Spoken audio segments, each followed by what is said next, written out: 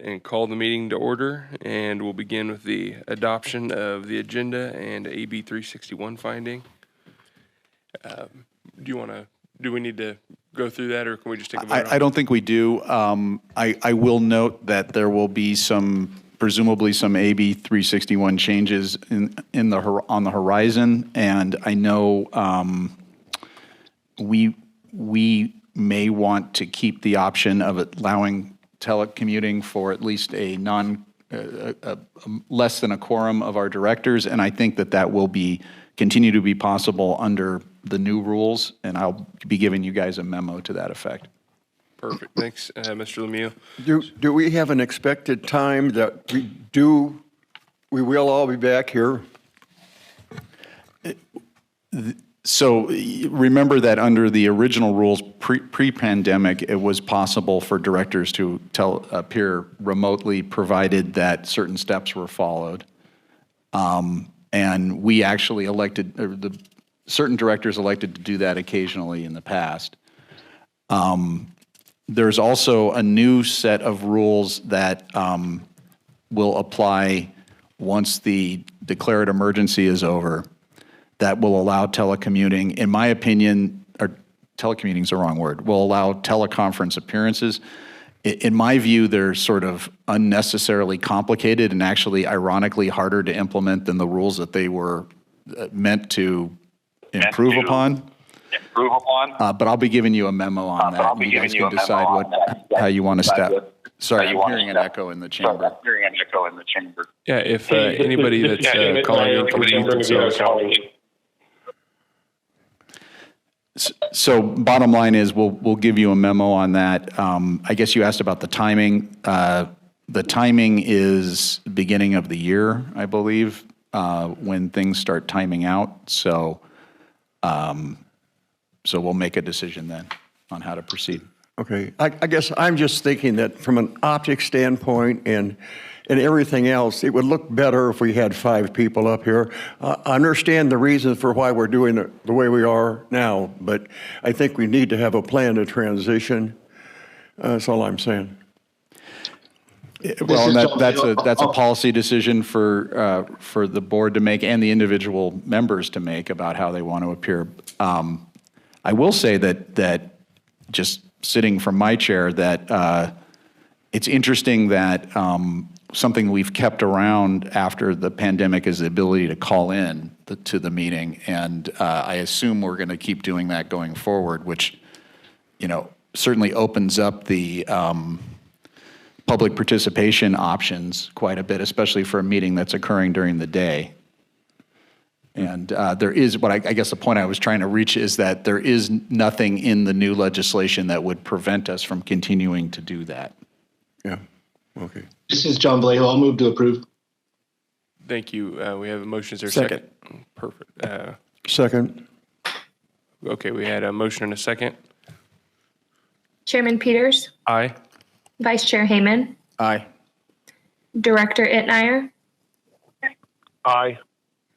Director Ratora? Aye. Director Vallejo? Aye. Motion carries. Okay, thank you. Next is closed session agenda, and we'll see if there's any public comment on that. Okay, seeing none in the chamber and none on the phone lines, we will now adjourn to closed session, and we'll return at 11 a.m.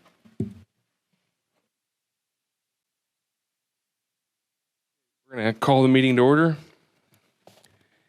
And we're going to begin with a report on action taken in closed session from Mr. Keith Lemieux.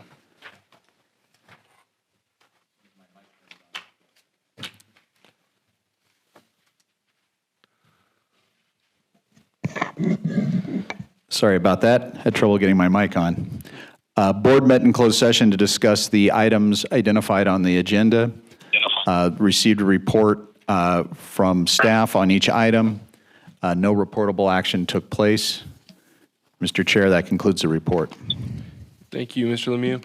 Our next item is the Pledge of Allegiance. So would you please join me in the pledge?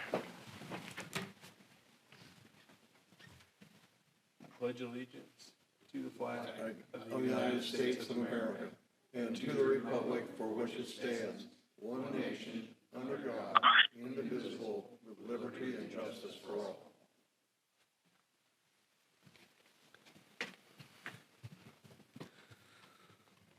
And lastly, the roll call, please. Chairman Peters, Here? Vice Chair Hayman, Present. Director Itnire, Director Itnire, Director Rotora, Here. Director Vallejo. Present. Okay, thank you. We'll now move to public comment. This time is reserved for the public to address the board about matters not on the agenda. No action may be taken on non-agenda items unless authorized by law. Comments are limited to 3 minutes per person. Are there any members of the public that would like to speak under public comment? Okay, seeing none, we'll now move to board member comments. Are there any comments from the board? No. Okay, Director Vallejo or Itnire, any comments? Okay, seeing none. I think we just had somebody call in. They're probably a little delayed for public comment on the phones. We'll go back to that real quick. Go ahead, caller.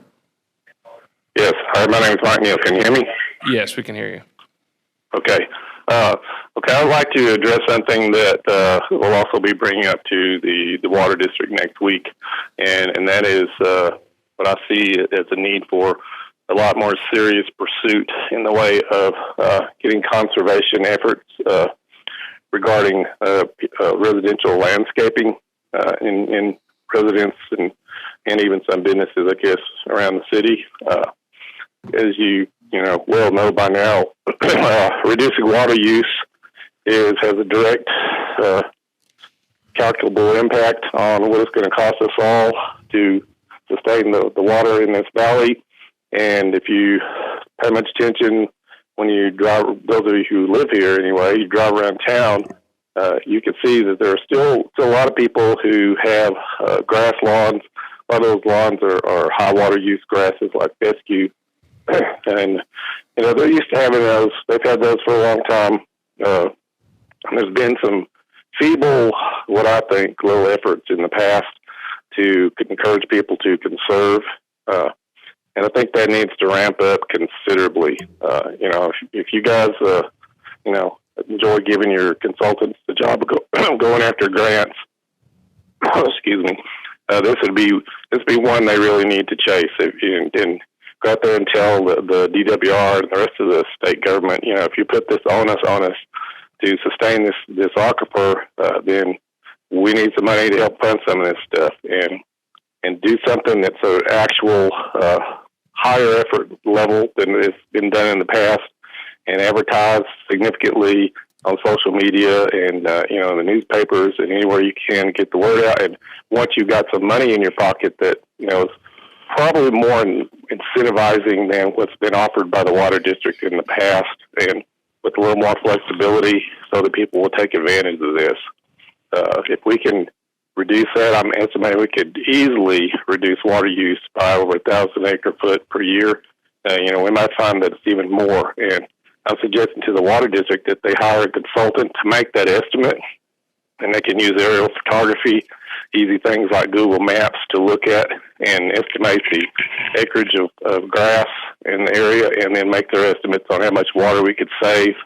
And when you come up with thousands of acre feet water you could save, that ought to be a goal worth pursuing. So I'm strongly suggesting that this board work with the Water District and pursue a grass lawn elimination / conservation effort.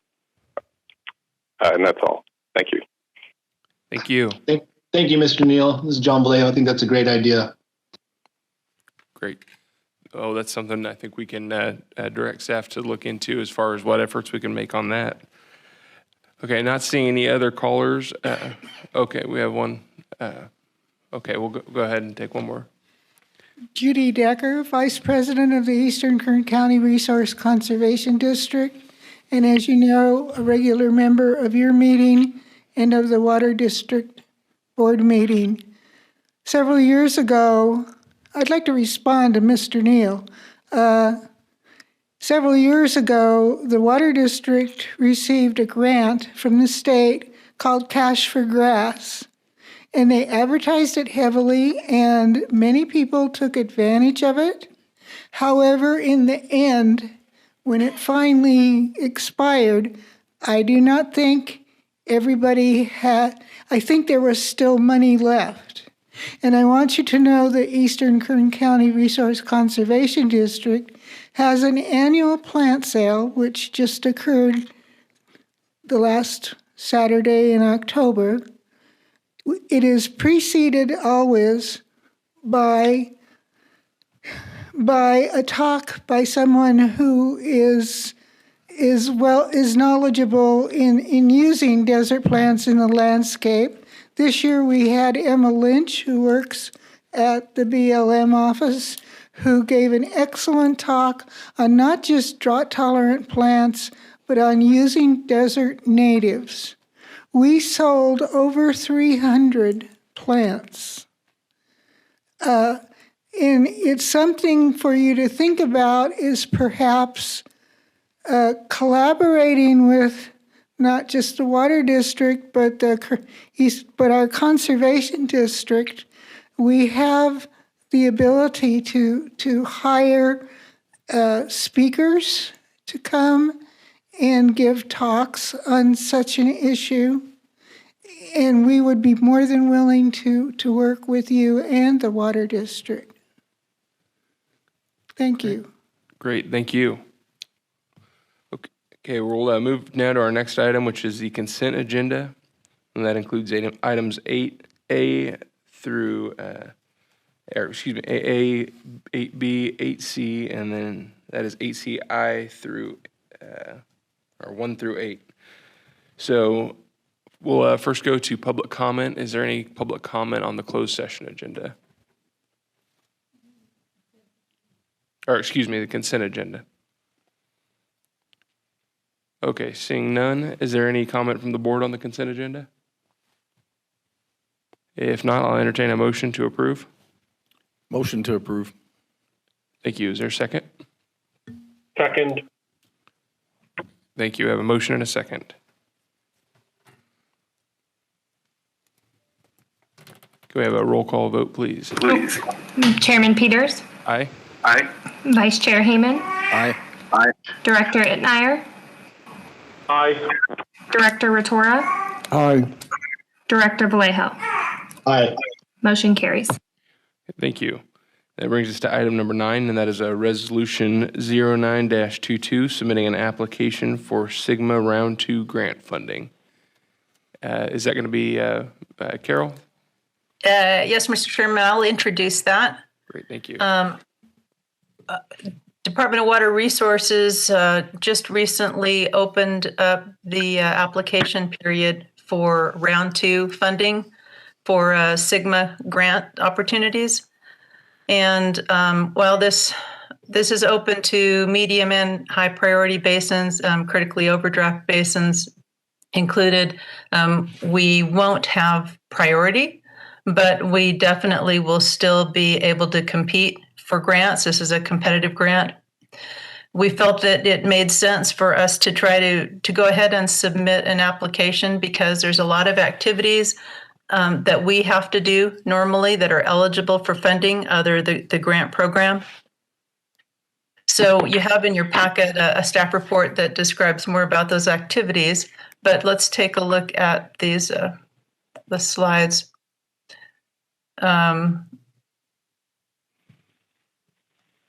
The solicitation period opened around early October.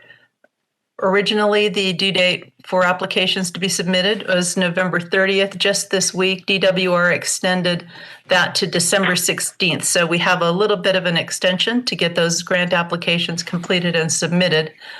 And they are accepting applications for projects that include updates to our GSP as well as implementation projects. There's a few years available to complete the projects, and we can, as I mentioned, there's no guarantee. This is a competitive grant process. but the applications can be anywhere from $1 million to $20 million. We are right now putting together a list of projects. It's just under $3 million. And today what we're looking for from the board is authorization to put money towards that grant application completion of $25,000 for our consultant to prepare and submit the grant application. And then we'll also be looking for approval of the project list, authorization to go ahead and submit the application, and approval of a resolution that's in the packet. See if we move down and look at the projects. These are the projects that we have tentatively planned to submit in the application. So as you can see, we have a lot of activities that we would be using our normal revenues to pay for. But if we can get grant funding to do a model upgrade, the data gap analysis, doing our well and pumper verification, improving our process for evaluation of storage, to money to prepare our annual reports and our 5-year update. It would be very, very helpful to us, obviously, to be able to pay for that with grant funds instead of our own revenues. Then we have some implementation projects that we're planning to apply for as well, including some enhancements to our communications and engagement plan, the shallow well system consolidations, also monitoring well installations. So as I said, just under $3 million to $2.774 million. And so what we're looking for, what we're requesting from the board today is authorization for general manager and water resource manager to finalize and submit the application. We're looking for authorization for that additional $25,000 expenditure for staff to prepare and submit that application. And then we would be looking for approval of the resolution of support from the board that's in the packet. And that will be resolution 0922. And that would be in support of the application and the project list. And then I believe we have folks available, Jeff Helsley and Bianca, I think, if we have additional questions from the board on the specific projects in the list. Okay, thank you, Carol. Are there any questions from the board? Carol, this is Steve. Thanks, Steve. I just wanted to add one quick thing. We have been in communication with the Water District on potential projects the Water District may want to add to the list. As late as this morning, I talked with Don Zadiba. We haven't gotten projects from the Water District yet, but we've been communicating. Don's had a lot of the other things on his plate, not been able to get to this. But Don indicated that they would be getting us some ideas for Water District related projects to add to this application within the next week. So the list the list of projects may get bigger and the number may get bigger, but it's the same approach, is that these are all projects that are good for the basin, that will save money for the ratepayers going forward. So I want to let the board know that. And it's also a competitive process, as we talked about, and in our application we will be including a ranking. So if DWR wants to give us a grant but has to cut back on the money, we'll make it easy for them to cut certain projects and still try to give us some money. Got it. Thank you. Okay, any questions from the board? Yes, a couple of quick comments or questions. I think I got an email earlier this week indicating that the deadline for submission had been moved back to December 16th. So might want to check on that because I would like to see if Mr. Zadiba can get you some input to make sure they get included. Also on I guess the first page of the projects, the task is entitled Storage Evaluation, but then in the paragraph that describes it, it says change in storage, and the storage evaluation is different from the change to storage. I was wondering which is it really? Yeah, Steve, one of your folks might want to address that. Yeah, this is Jeff Helsley. That would be the change in storage director. You're kind of breaking up there, Jeff. Could you repeat that? Yes, it's, thank you. It's a change in storage is what we want to put into the grant. Change, okay. I was hoping that was what it was. That's great. Your budget's $50,000. I was thinking, we've been working on this now for 4 years, and it seems like it's consuming a lot of time, and I expect it consuming a lot of money as well. You might consider upping that just a little bit. And on the last page, you talk about shallow well system consolidation. The Water District has been doing that and is actively involved in 2 consolidations right now. And the state has asked us to look at some additional ones. So I would appreciate it when you actually start doing anything, make sure you keep the Water District in the loop, because we want to make sure that we do the consolidation the right way. Not that we want to consolidate with everybody, because there are areas we can't consolidate with, but the state's already identified some areas that they'd like us to look at. So just keep the Water District in mind while you're doing it, and that was all. Okay, thank you. Any other board questions? Okay, seeing none, we'll go to public comment. Are there any members of the public that would like to comment on this item?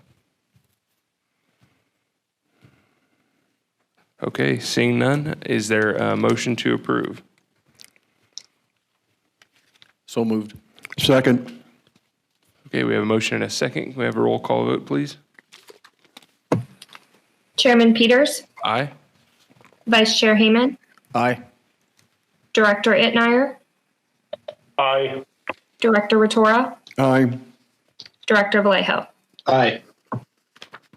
Motion carries. Thank you.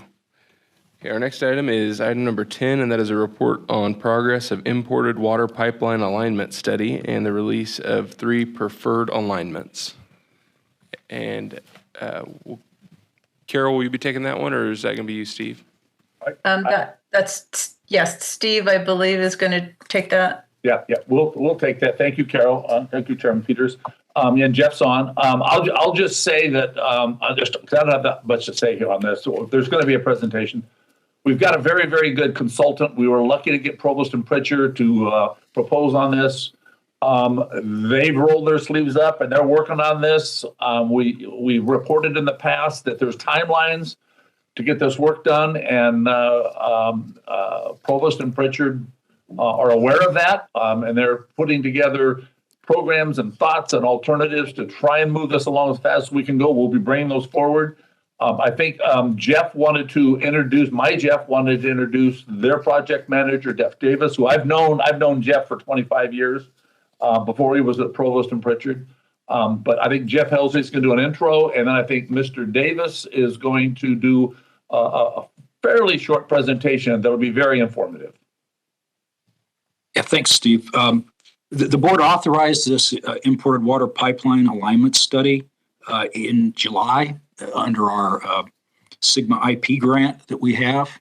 Steve mentioned we've got a grant with a pretty short timeline. We have to have all the work under this grant done by April of 2025, and that work is far more than just this alignment study. This is only the first step in that. So Provost and Pritchard have been looking at it. And today their project manager, Jeff Davis, is here, I believe. I can't see who's in the audience. Jeff has there he is. Jeff Davis has over 40 years of water resource engineering experience. He's a registered engineer in the state of California. His experience includes 15 years as general manager and chief engineer of the San Gorgonio Pass Water Agency. He has 5 years as the director of the Water Institute at Cal State San Bernardino, and also had 13 years at Metropolitan Water District, where he worked on planning, design, and project management. And with that, I'll turn it over to Jeff. Thank you, Jeff.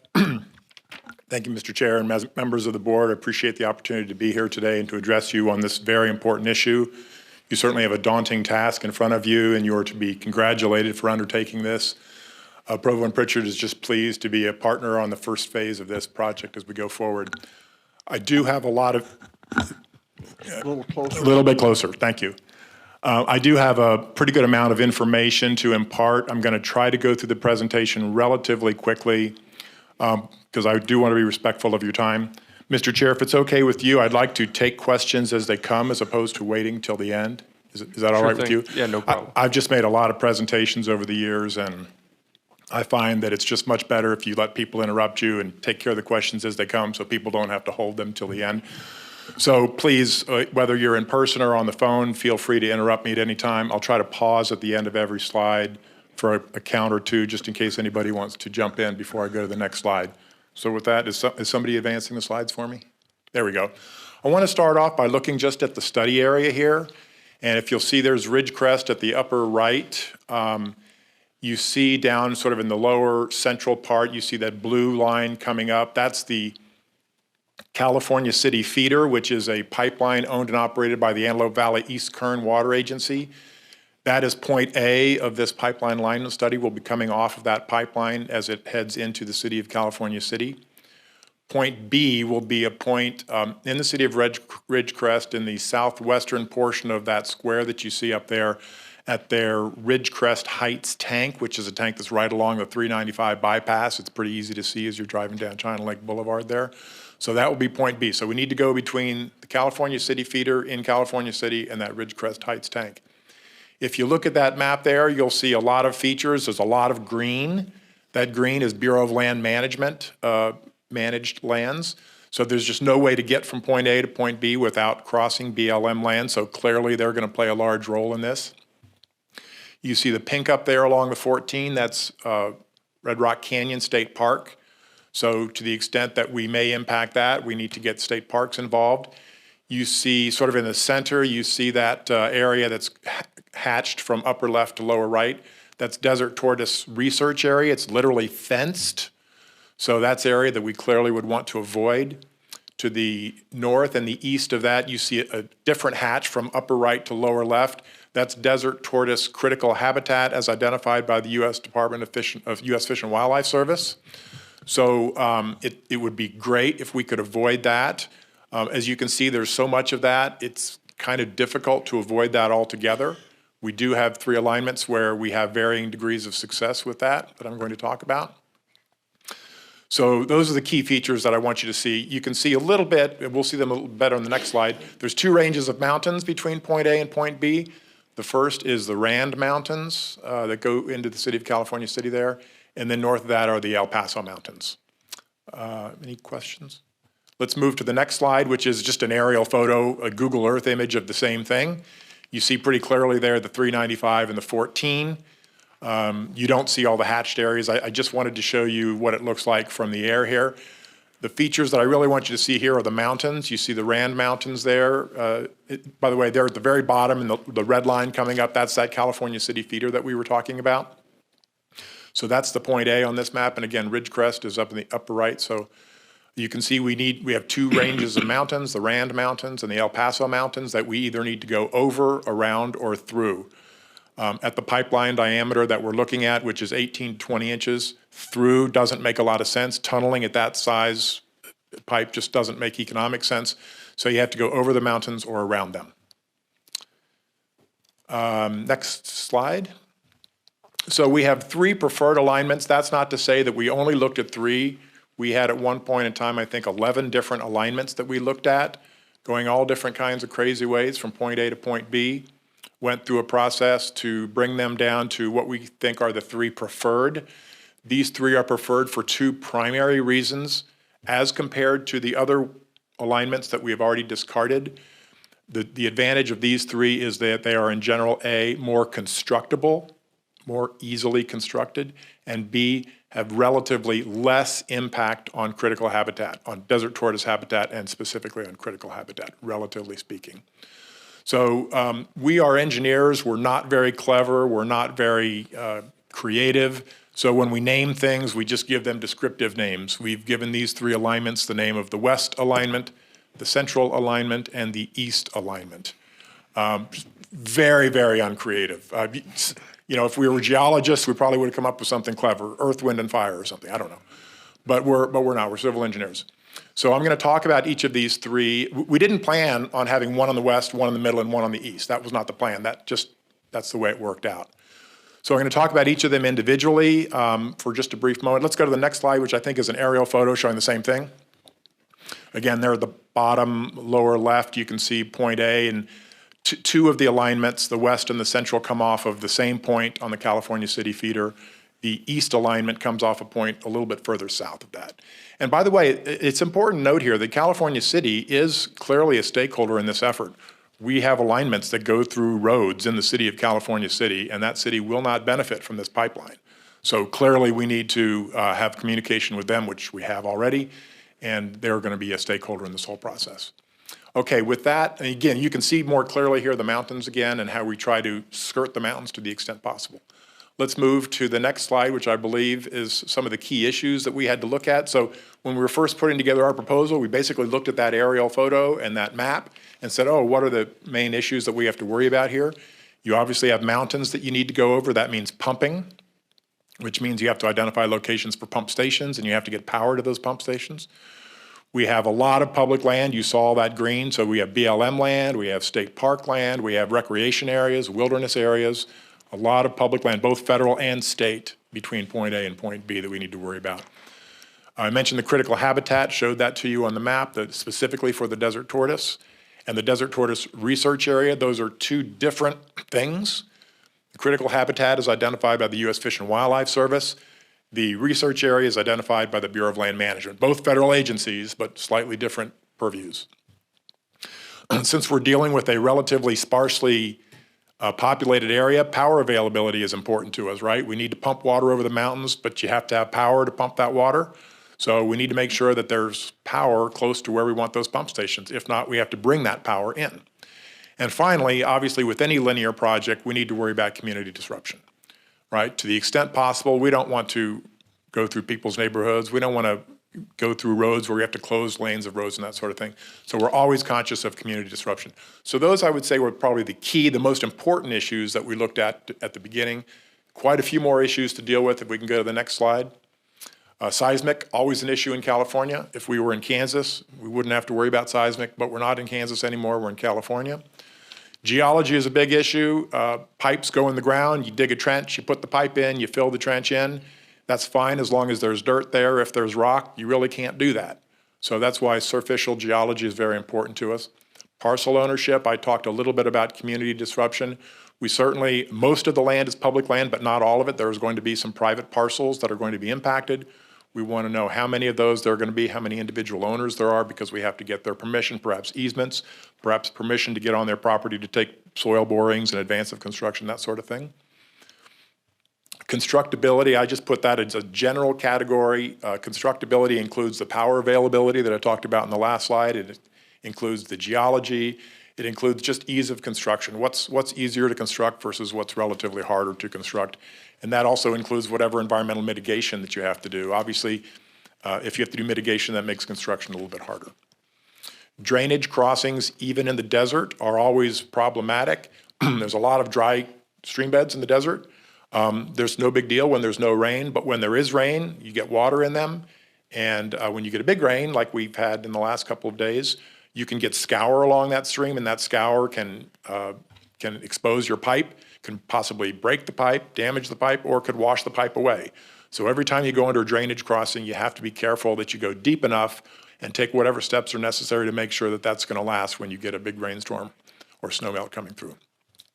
And finally, obviously, stakeholder desires. A lot of stakeholders on this project. You as a board and all your constituents are obviously stakeholders. The BLM, state parks, they're stakeholders. I mentioned the city of California City. So a lot of stakeholders want to try to get input and, to the extent possible, meet or at least respond to the requests and desires of the stakeholders. Next. So let's get into the alignments real quickly here. This is the west alignment. I'll just talk briefly about it. You can see where it comes off the blue line there. That's in the city of California City. As it heads to the west, it's going along a street. That's Redwood Boulevard in California City. Then it heads straight north on another street called Neuralia Road. Way due north along a bunch of solar farms. There's solar farms all along Neuralia on both sides of the road. Till you get to the railroad track, you go under the railroad track, go under the 14 freeway, and then head over into what's called the Jawbone Canyon Recreation Area. And those, some of you may be familiar with, that's a big off-roading area. Lots of people go over there every weekend, take their off-road vehicles. So it's managed by the Bureau of Land Management. You can see a lot of green there, and there's some pink too. So some of that land is BLM, federal BLM land. Some of that is state parks land. But there are a number of roads there that provide access for those off-roaders.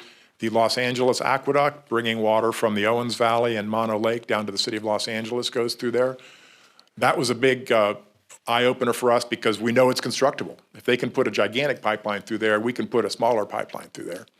So that follows along through those service roads around there, and then we crossed back under the 14, and then you see a sort of a straight line that's going along the right-of-way of Red Rock Inyo Kern Road up until it turns straight east, and that's sort of, you can see that's white, so that's, a lot of that's private land in there, and with a little bit of BLM land, and that follows, that sort of parallels the path of Kendall Avenue. Kendall doesn't go all the way through, but it's along that alignment because the tank there that we're tying into is on Kendall. So that is the western alignment. You can see it doesn't go through any critical habitat. That's one of the big pluses of the west alignment. It doesn't go through any of that designated critical habitat. It does, Jeff, however. Jeff, this is Steve. Yeah, Steve. Hi, you mentioned to interrupt if we want to. Yeah, absolutely.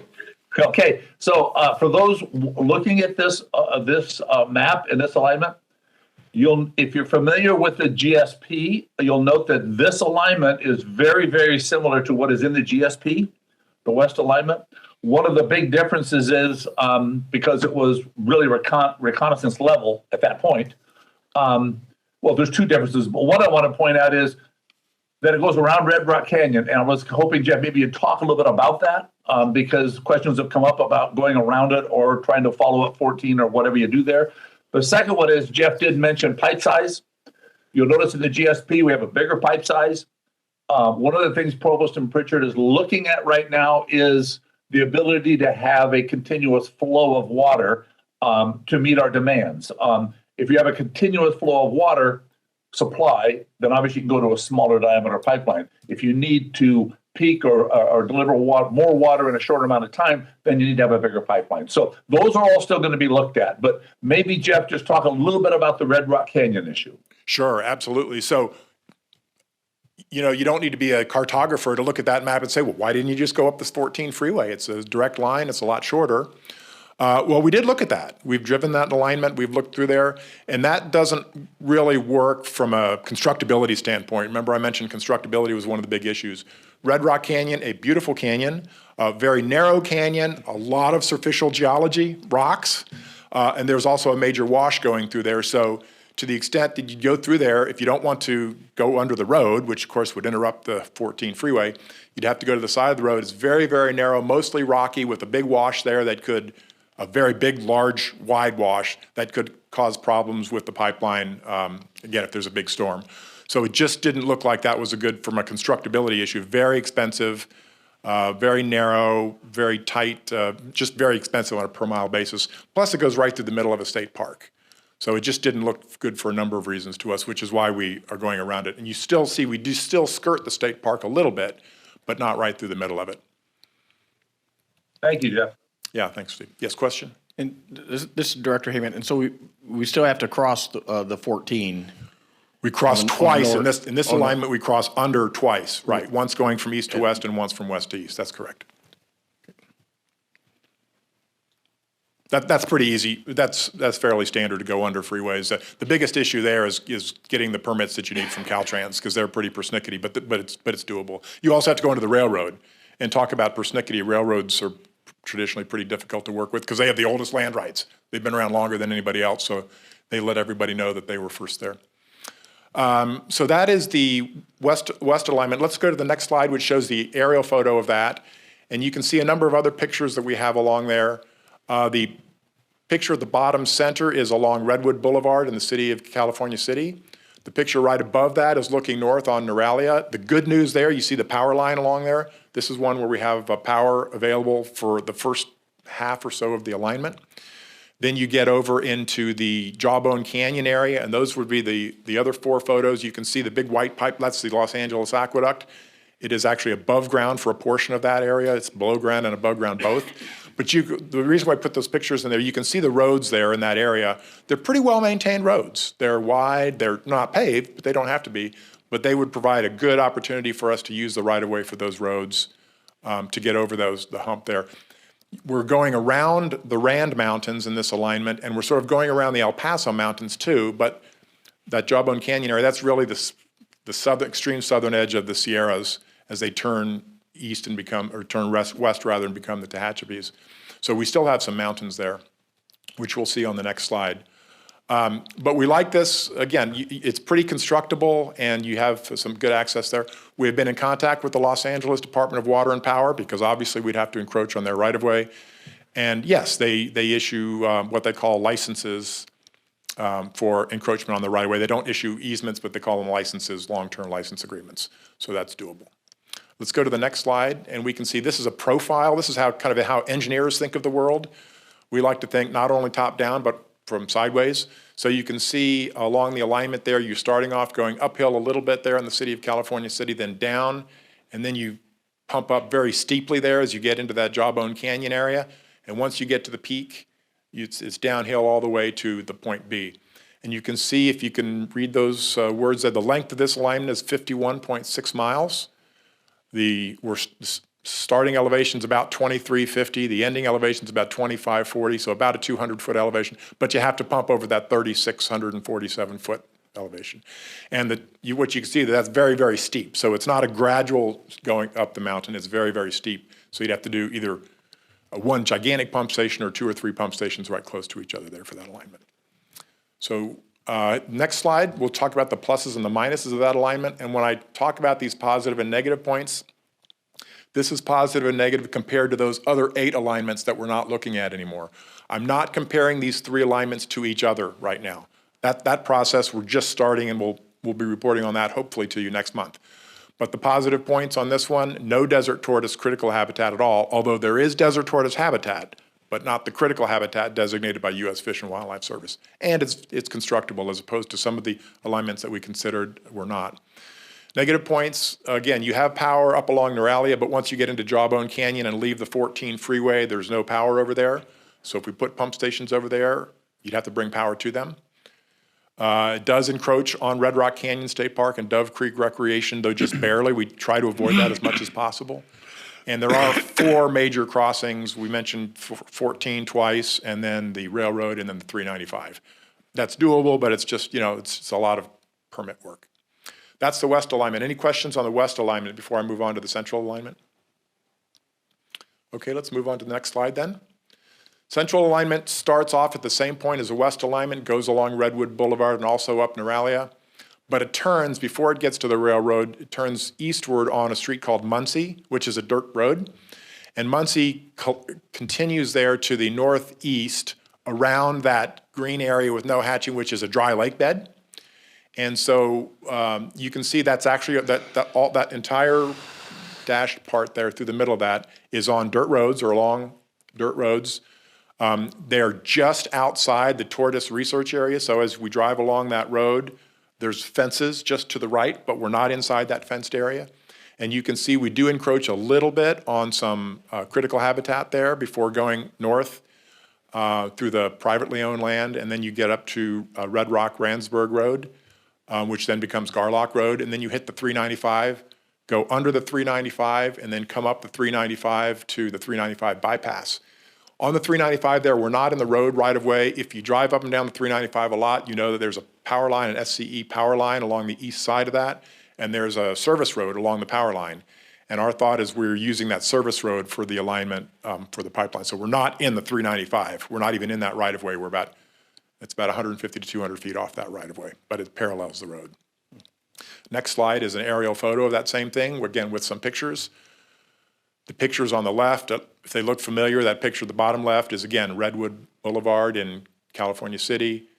The next one up is Neuralia Road.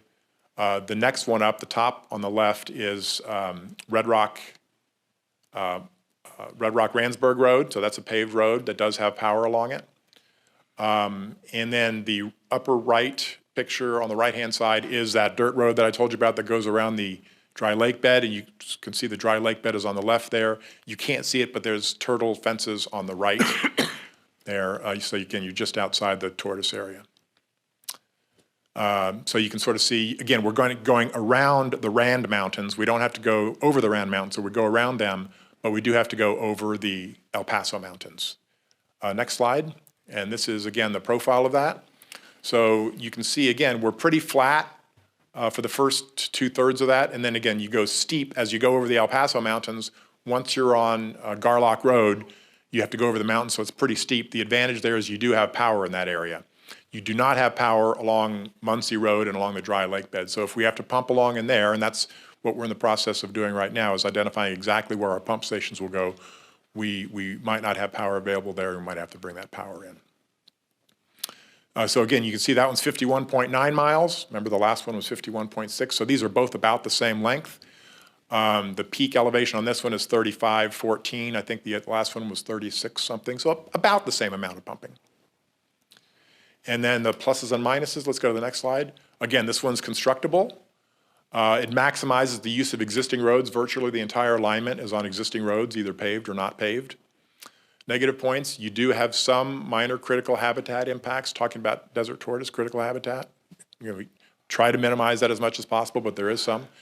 And again, power may not be available if we need to put a pump station in that area back there off of Muncie Road. Any questions on the central alignment? Okay, let's move on to the, Sure. oh, I'm sorry. Yeah, I do have a question. Sure. Are you guys aware that the Desert Tortoise Research Natural Area is a withdrawn area? I noticed that the line actually cuts the stair-step withdrawal area in there. It's a technical point that would cause you not to be able to get a right-of-way through that particular stair-step area. Yeah, so that's good point. So we are right now, that's this, we did preliminary right-of-way research and all these alignments. Again, we're moving very fast. So as we go through this process right now, we're going exactly the conversation I had with a colleague earlier this morning, looking at those exact details of can we actually get where we think we can get on these alignments. Right, and the other thing is that critical habitat for everybody is pretty important because there's a mandatory 5-to-1 compensatory mitigation requirement. So you disturb an acre, you have to buy or store 5 acres and provide it back into production for tortoise habitat. So the advantage in this project, since we're putting a pipeline underground, obviously there will be disruption and disturbance during construction, but then we put it all back. So at the end, the turtles are fine, but there is impacts clearly during construction. So and we'll have to mitigate. It sounds like you guys have at least dealt with that in your study. Yes, yes we have. Yes we have. Any other questions on central alignment? Let's move on to the east alignment real quickly. So this one is a little bit different. It comes off a different point on the California City feeder. And it comes, you see the first part of that is not on green land at all. That's within the city. Well, it goes through a couple of small little blotches of green. But it's mostly within the city of California City. And that follows, it looks pretty straight. And as you can imagine, it follows a road. That's 20 Mule Team Parkway. Pretty easy construction, gradually sloping upward. As you get to the boundary of Cal City, you're in BLM land, and you are then in desert tortoise critical habitat for a short distance to the 395. Then again, we cross under the 395, go up the 395. In this particular alignment, you do have some desert tortoise impacts. You're going through critical habitat there. However, we're going to be on land that's already been disturbed, mostly by either power lines or roads or the cities of Red Mountain and Johannesburg. So even though it's technically designated as critical habitat, it has been previously disturbed. You can't see it really well on this map, but you do go through the towns of Red Mountain and Johannesburg here. They're very small towns. As we get to those towns, we do get a little bit further off the freeway. We don't want to go through anybody's property. We want to go around them. So there is room there between the town and the toe of slope, because there's mountains there directly to the east, to put the pipeline around. And then again, we keep coming up the 395, and again, then we're going to parallel the power line and the service road of the power line up to the 395 bypass. And let's look at the aerial of that. Here's the aerial. You can see some of those pictures. The picture on the upper left is 20 Mule Team Boulevard in the eastern portions where it's not paved. And the lower right, it's 20 Mule Team Boulevard in the western portions where it is paved, and you do have a power line there. So if you needed to put a pump station there in the first half, the first 10 miles, it's about 19 miles on 20 Mule Team Parkway. If you needed to put a pump station those first 10 miles, which we certainly would, you have power right there. The picture right in the middle is a picture as it goes through, I can't remember whether that's Red Mountain or Johannesburg, one of those small mining towns. And the picture in the middle right is also a picture of a dirt road that goes behind those two towns that seems to be fairly vacant. There is, the upper picture on the upper right does show there is a water line along 20 Mule Team Parkway. So if you need water for construction, which we will, for compaction, you have a water line there. So this one is good from the standpoint of it's pretty constructible, but you have some more impacts of desert tortoise habitat on this one. Let's go to the area. Let's go to the profile rather. The biggest downside of this alignment is you don't go around the Rand Mountains. The other two, you went around the Rand Mountains. This one, you can't get around them, you have to go over them. So we have two peaks here. So you either have to pump up twice or you have to pump up once and then carry that pressure till you get over the second peak there. So certainly more pumping. If you look at the numbers there, that is a shorter alignment, 48.8, so about 3 miles shorter than the other two alignments. And you have two peaks, again, both about 3,600 feet. Similar peaks for all three. We would be looking here at opportunities if you do pump it over that first one and then you come back down into that valley, and if you drive up and down the 395 a lot, you know that does go down there in between the El Paso Mountains and the Rand Mountains. We could potentially put a small hydro plant in there, recover some costs for pumping, and then pump it back up over the El Paso Mountains. Or again, you just carry that pressure, you pump it once, but you just carry that pressure over that valley. The next slide, I think, gives the pluses and minuses. This one of the three is the easiest construction. That construction along 20 Mule Team and even along the 395 is pretty easy. Got wide rights of way, not a lot in your way. So I think of the three, it's probably the easiest construction, and it does maximize use of existing roads. I think the entire alignment is on existing roads. Negatives, as I mentioned, you have two lifts, and you do have some potential impacts to communities there in Red Mountain and Johannesburg, and some impacts to desert tortoise critical habitat. It's in the critical habitat. Again, it's mostly disturbed land, but it's technically still designated as critical habitat. So that's the east alignment. Any questions on the east alignment? Getting ready to wrap up here. Okay, next slide. So where do we go from here? Well, we have a lot of work to do. Just getting to these final three, this was a very important step, but that's not what you're paying us for. You're paying us to recommend this single preferred alignment here. So we've got to scale these three down to one. So we have to meet with all those public agencies that I talked about, the BLM and state parks and U.S. Fish and Wildlife, Corps of Engineers, to determine what kind of mitigation they might require, what the permitting process is. We're pretty familiar with the permitting process for most of those, but we want to talk to them specifically and get an idea of what they might require for mitigation.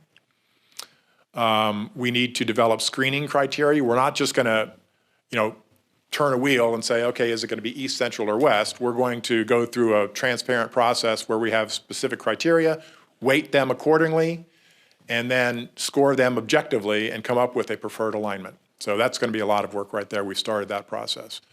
We obviously need shareholder input. The shareholders, as I mentioned, include those resource agencies, but other entities as well. We need to work with Edison on the location of their power facilities. This has been a big holdup to us. If you've ever worked with Edison before, they do not work quickly, and it's very difficult to figure out exactly where their facilities are. We can drive along these roads and see where they have power lines, but we don't know what the voltage is. We don't know if we need a substation or transformers to step up or step down the voltage. A lot of information we need from Edison. That's going to be one of our critical paths to get that information to identify the locations of the booster pump stations. And then also we want to fine tune those demands. As Steve Johnson mentioned, we need to figure out how the pipeline is going to be operated so we can pick a diameter. We'd like to pick a diameter. That's not technically our scope of work, but we'd like to know what kind of diameter we're looking at because that impacts how big the pump stations are.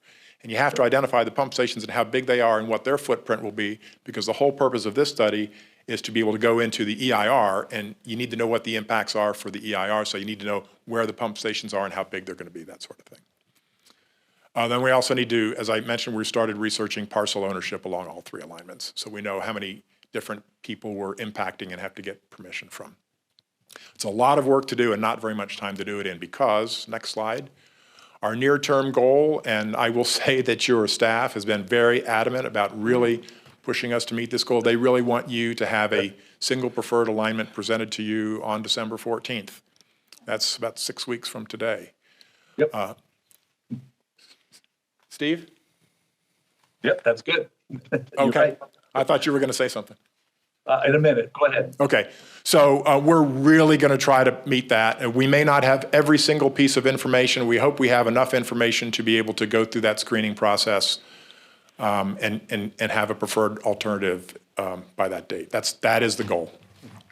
And then I think that's the last slide, and then just if there is any further questions.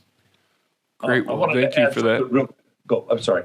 Oh, I was going to say thank you for that presentation. That was really informative.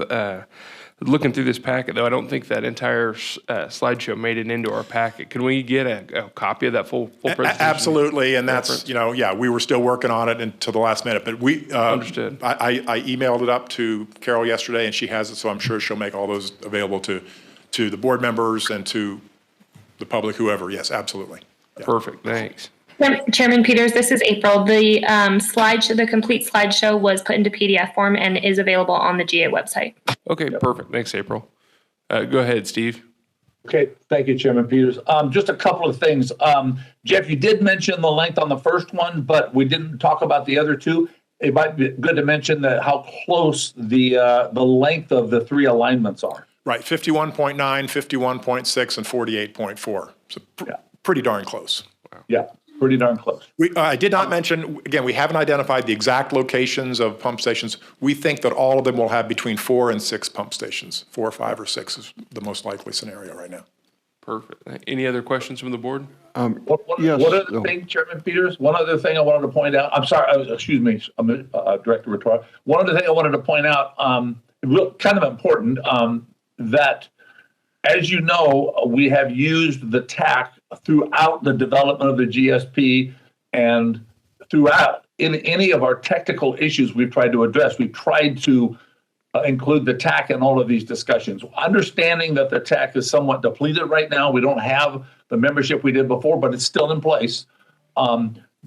We have already sent the 3 alignments and a brief memo from Provost and Pritchard describing the alignments to the TAC as a heads up.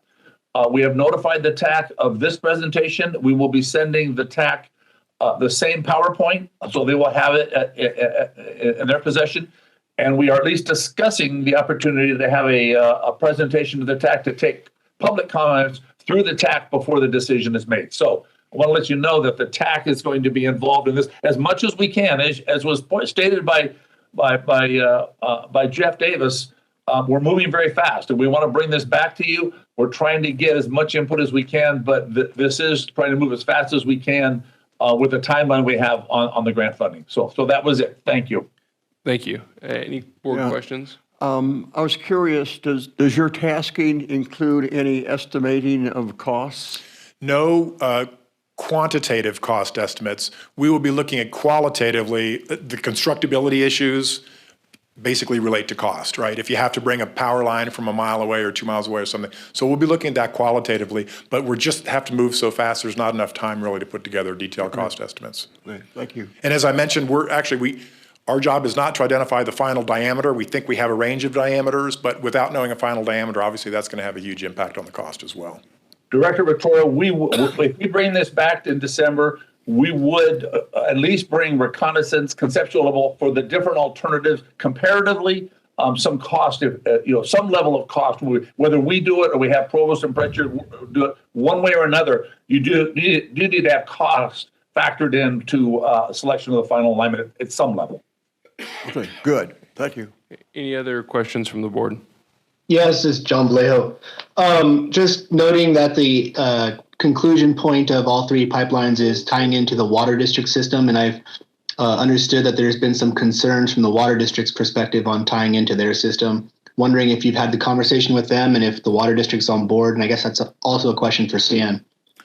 Sure, yeah, we had some very nice meetings with them. They were very cooperative. And their concern is, as you can imagine, bringing water that they don't have control over in and putting it in their system, because now they're responsible for the quality of that water. So what I had suggested originally, and I think the Stetson folks were all on board with this, was that we look at adding a new tank. I call it a blending tank at the tie-in point.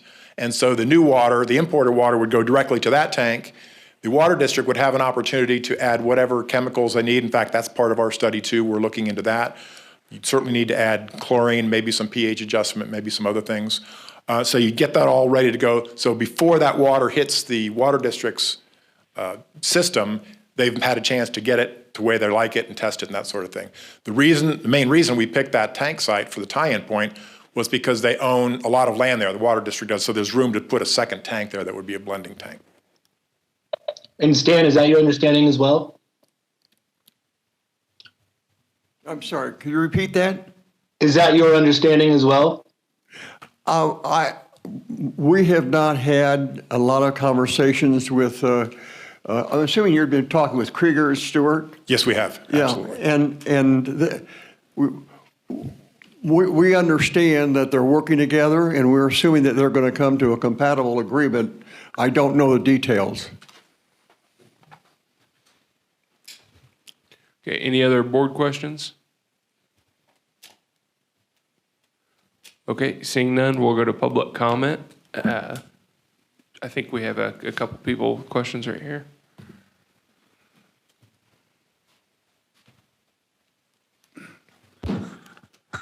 I'm Don Decker. I'm a TAC member. I have some suggestions.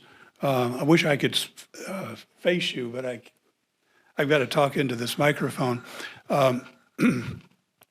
It would be useful, I think, on your maps to place power lines and LADWP right-of-way easements for their two pipelines that pass through, especially for the Western project. The Western project, I assume, as it's approaching our valley, is going along Red Rock Road. Is that correct? Red Rock, Inyokern. Red Rock, Inyokern Road. Yeah, And it doesn't get very far away from it? that's correct. Okay, because just to the east is wilderness as you pass along there. That's pretty much what I had. I think the two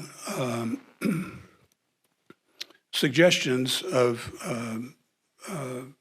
power line and LADWP right away would give you some additional, almost immediate benefit to some of your projects that you're doing right now. So let me just briefly say that we actually do have those on other layers on those maps. We did not show them on these maps just for clarity because they start getting too busy, but we actually have that information on those maps. Okay, good. Thank you, Mr. Decker. Next speaker, please. Judy Decker again. I think you've clarified one of my questions. You're talking about ending the line at the Ridgecrest Heights Water District's B-zone tank. Correct.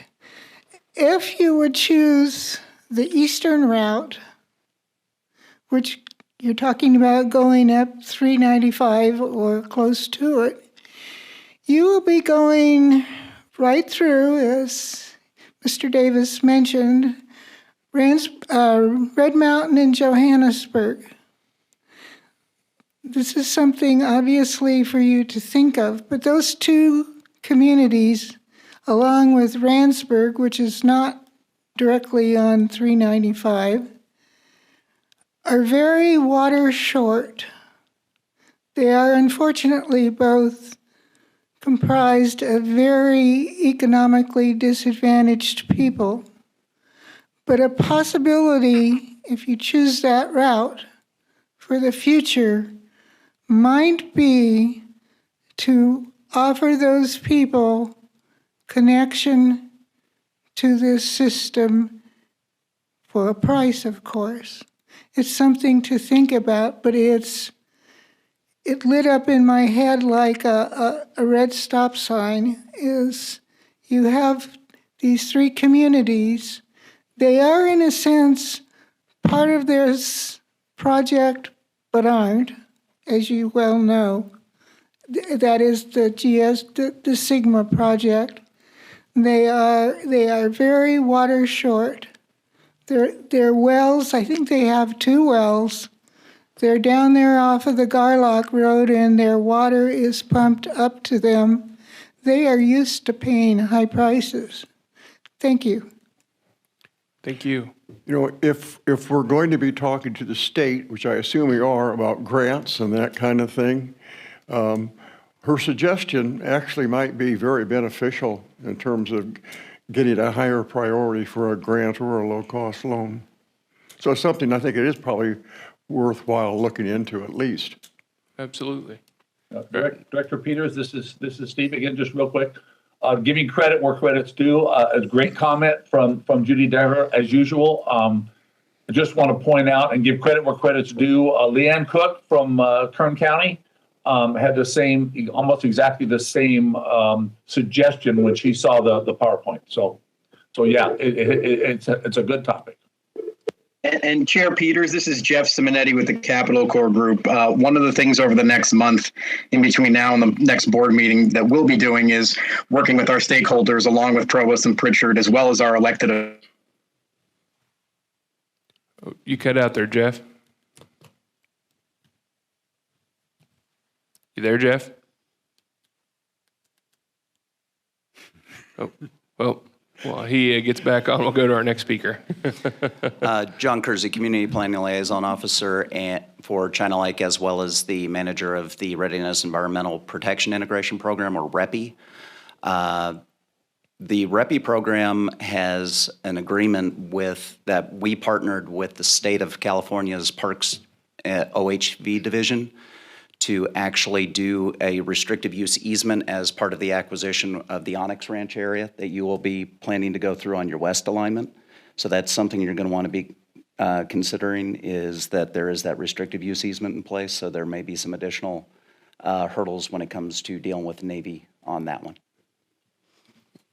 Good to know. Thank you. Our next speaker, please. Yeah. Wes Katzenstein, member of the Policy Advisory Committee and domestic well owner.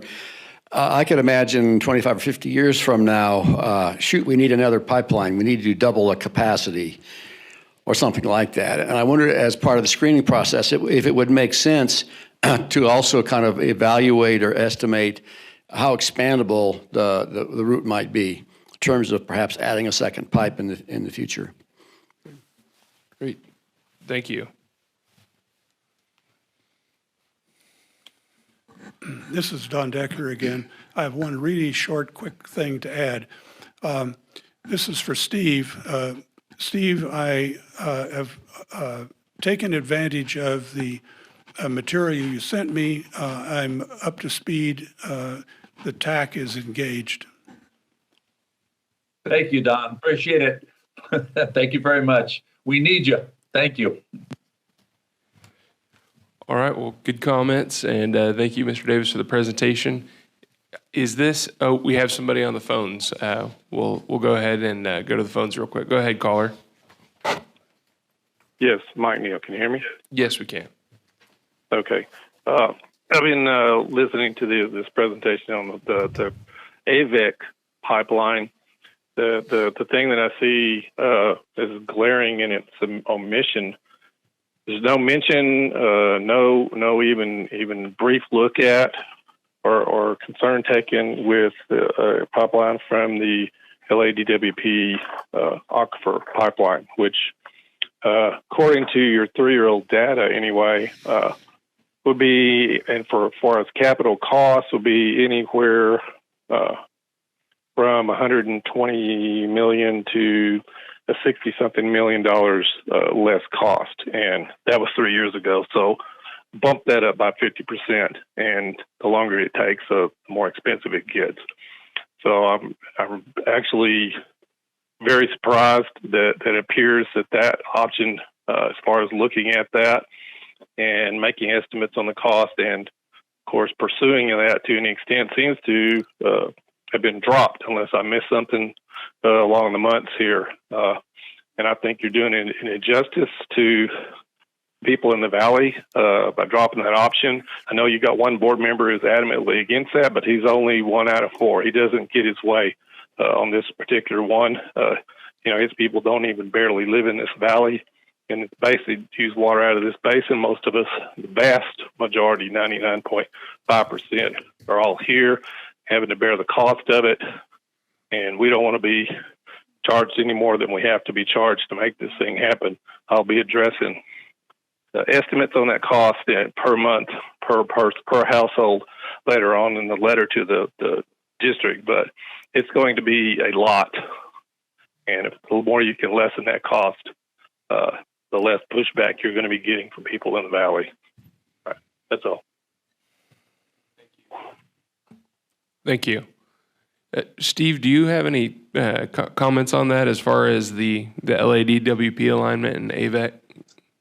Only to state that, and Mr. Neal may have missed it. I apologize if he did, and Jeff is online too. Jeff, you may want to add, because we all have memories. Mine's not as good as it used to be. But as we made our applications to the state for the IP funding, the $7.6 million that we got for that process, a decision was generally made to pursue the AVEC route for imported water for multiple reasons that have been discussed. We don't want to go through all of those here. Mr. Neal, if you want to email me, we can give you some more detail. But multiple reasons, including the fact that, and understanding it's very much closer. We're well aware of it's much closer to get water out of that aqueduct. The reliability of that supply and the ability to get that supply has very large hurdles. That supply will be an untreated supply, which means that in order to use that supply, you would have to either replenish it to the basin. We did do and documented a replenishment study for the basin that showed that surface water spreading for the groundwater aquifer is not realistic, not feasible, so it will require injection. And if you're not going to replenish the groundwater through injection, you would need a surface water treatment plant. Surface water treatment plants require generally, realistically, it can be done other ways, but realistically, generally require continuous flow. Continuous flow out of that aqueduct to run through a surface water treatment plant. Again, very, very difficult to overcome. So there's multiple reasons why that decision was made. As part of the IP grant funding and getting money from the state, there was a need to select a project to apply that money to, and that's generally where the decision was made. Jeff, do you have stuff to add to that? Anything to add?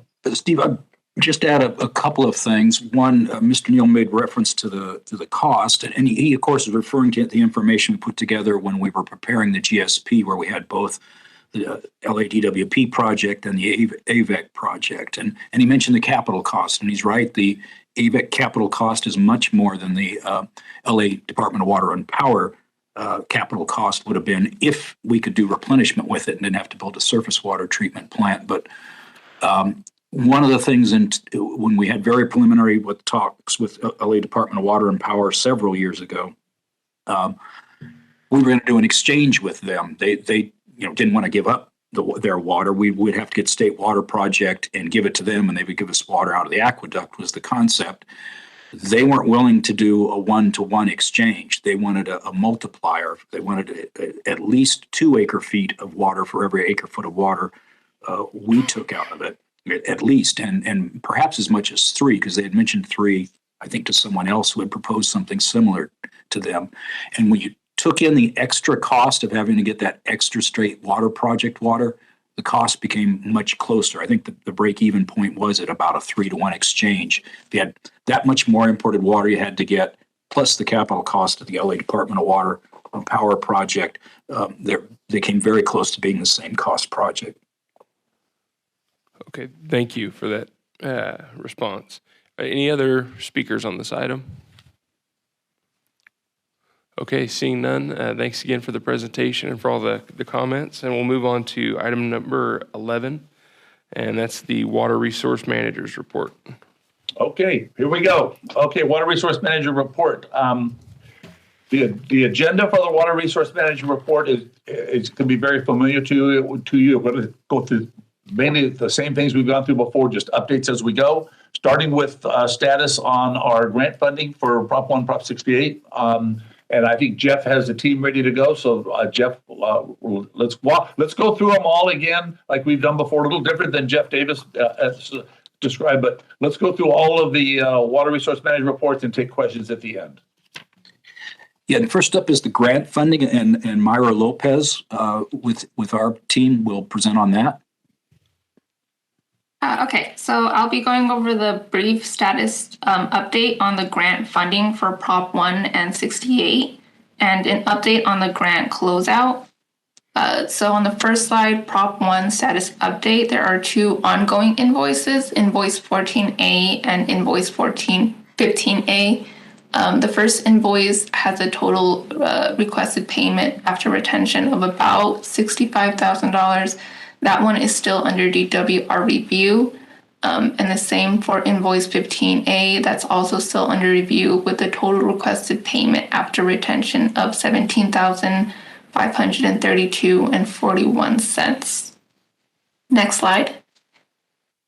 So for Prop 68, there are also two ongoing invoices, invoice 14B with a total requested payment after retention of $1,885.36. It's been approved and I'm currently waiting payment on that one. Invoice 15B has a total requested payment after retention of $21,932.48. That one is still under DWR review. There have been some backlogs and delays for the invoice reviews, but they're expected to be reviewed by the end of the month. Next slide.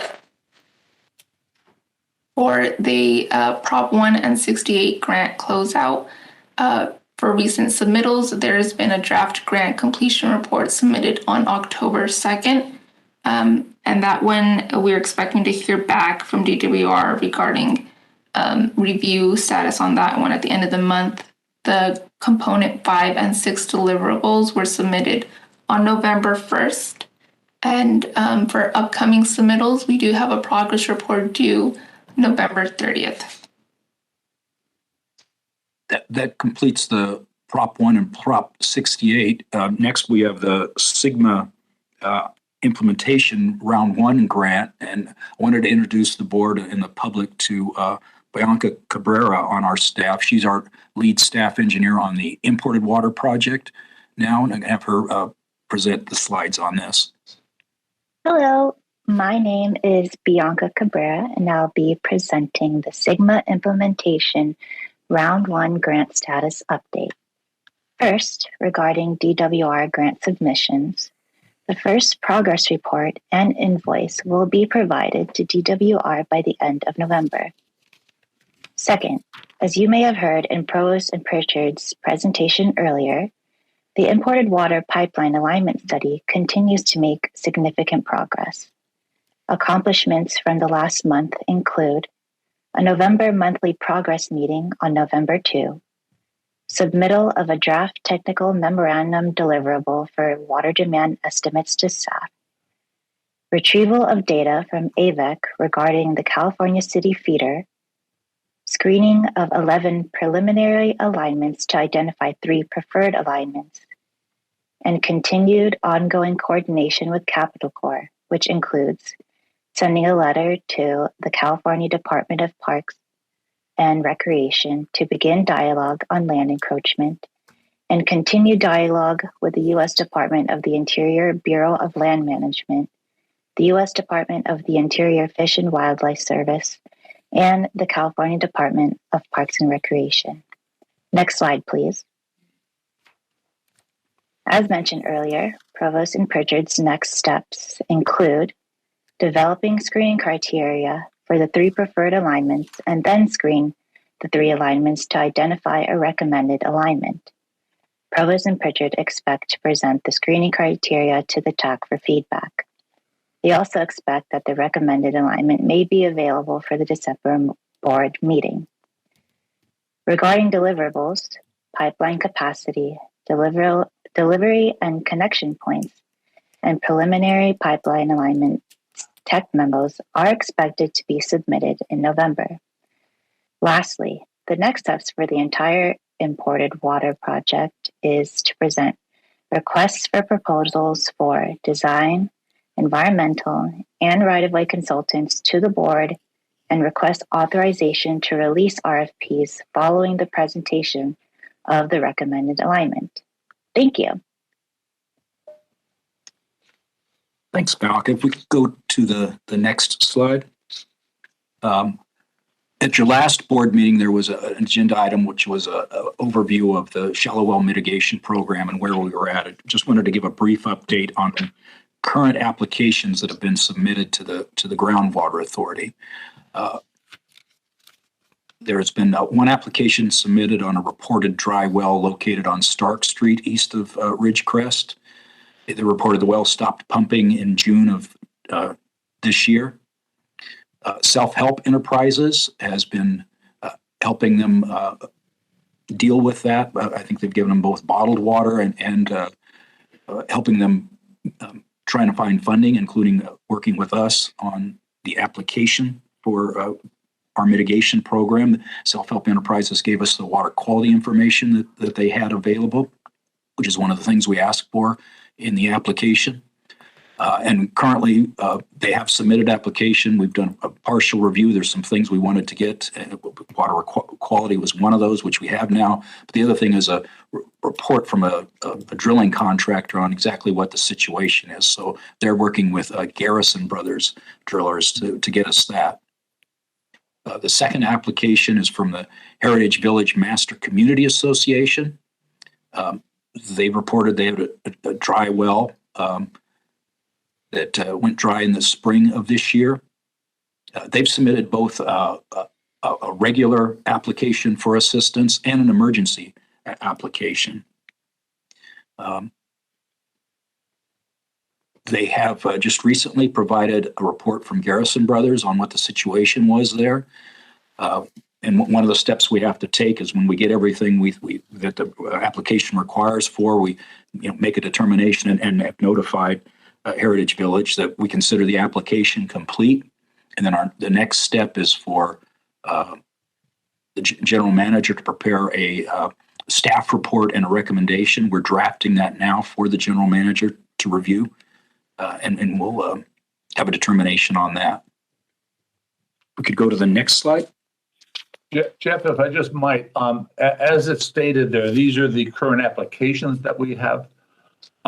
Just as a note, we've become aware of obtained information on a little less than 20 new well applications in Kern County that we're at least starting to look at to see what the new well applications were for, whether they're related to what type of well issues. You're referring to well drilling applications. Yes, well drilling applications. Yeah. Well drilling applications does for in Kern County. Just Phil Hall, one of our legal counsel, was instrumental in getting this information, and I know they would want to get that information out there to let you know that we are looking at these new well applications also to see what their circumstances are. So that was it. Thanks.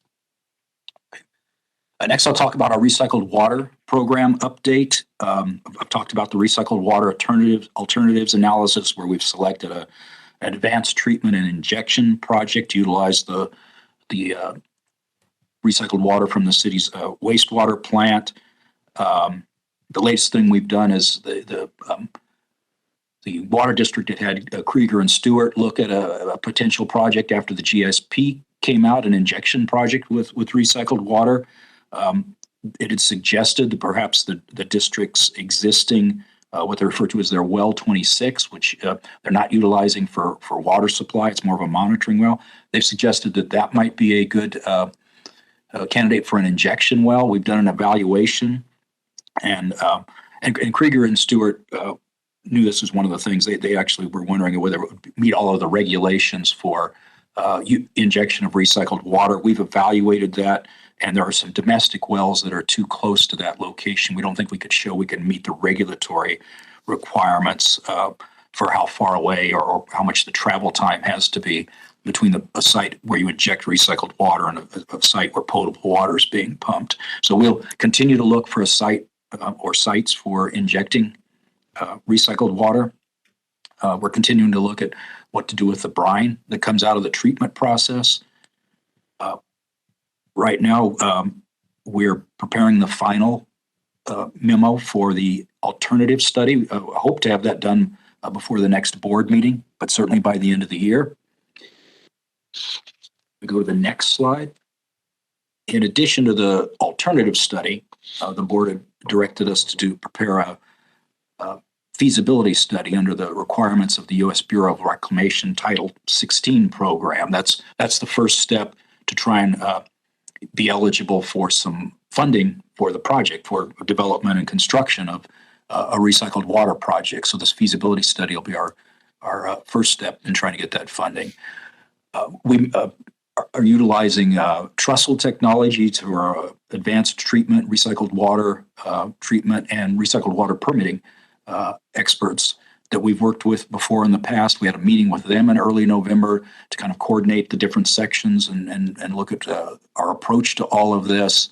The slide indicates we were scheduling a meeting with the city and its consultant on the plant. We've actually got that meeting scheduled. It's tomorrow to talk to the city and their consultant about the design of the treatment that the city's going to do at their plant when they replace it, so that we and Trestle Technologies better understand that, know what water quality they're going to have in the recycled water when they're looking at what advanced treatment we needed. So we have that meeting tomorrow. We're continuing to actually write sections of the feasibility study. We'll be continuing to refine those treatment processes as Trestle Technologies gets this information from the city tomorrow, and where our objective is to have this study complete by the end of this year. That concludes my presentations. I think next is Jean Moran. Good afternoon, members of the board and the public. I have 4 slides that are going to be presented, and they're the standard slides that I usually go through summarizing the work that's been completed during the last month, mostly the technical work and the field work. So on the first slide, it is the work we've been doing regarding data collection and monitoring. The water levels were collected during early October, and I reported on those during the last board meeting. We are currently reviewing the groundwater level measurements. We've had a debrief call with KCWA regarding the field work and when wells were measured by 2 different people, the differences and how to resolve those. We are currently processing the transducer data for barometric pressure. This was part of Prop 1 funding in order to be able to see seasonal trends. We have about 12 data loggers out in monitoring wells to look at both seasonal and daily trends. They show different pieces of different indications of where pumping is occurring and how things change through time. We've reviewed the initial data collected from the GDE monitoring wells that were put in early September. The data will all be posted on both the data management system website and on the Sigma website before the end of the year. This last month, we also went into the field to do some maintenance on the well intel wells. We currently have 12 wells that the GA pays for this service. 7 wells, we needed to do battery and the sounder maintenance on them.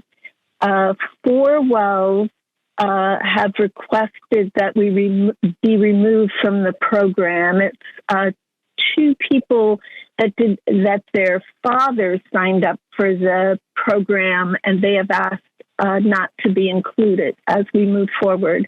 and we added one additional well to the program. The data then gets downloaded to the DMS. On the right side of the slide, you'll see the output from two of the wells, and you can see how it shows the seasonal trend through the 3 years that that these sounders have been in the wells. You can also see if you look at the high points of the different wells, that's occurring in January, and then the low points are occurring in July, August. The amplitude of, you can also see when pumps are turned on and turned off with this data. We've also collected water quality sampling in early October. We've received the sample results, and we are summarizing them for the TAC to review. The other thing that we are moving forward on is working with the Navy real estate access agreements. We have developed the mapping and AutoCAD files for them, and they are reviewing those for putting telemetry equipment in 5 wells on base. We expect to get these agreements early next year. Next slide.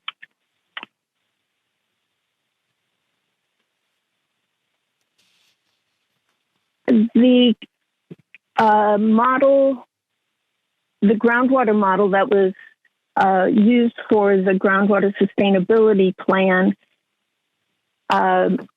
we are continuing to look at data that was collected since the model was developed and used for the GSP.